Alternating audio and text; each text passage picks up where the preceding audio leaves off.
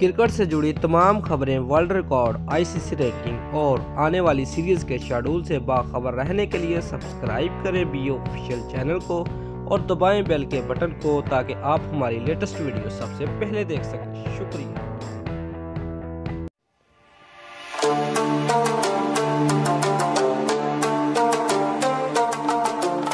Viewers, पांचवें और फैसलाकुन one day में पाकिस्तान ने जनूबी अफ्रीका को जीत के लिए 241 रन का हदफ दिया।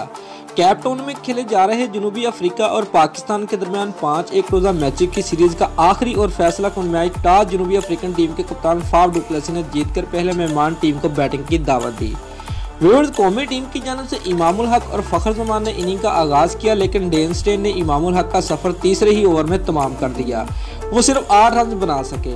व्यूअर्स, बाबर आजम और फखर जमान के दरमियान दूसरी विकेट के लिए 56 रन की शराकत कायम की। बाबर आजम को 24 रन पर ट्वेल्स ने बोल्ड कर दिया, जिसके बाद मोहम्मद हफीज बैटिंग के लिए आए, लेकिन उनकी इनिंग्स भी 17 रन तक महदूद रही।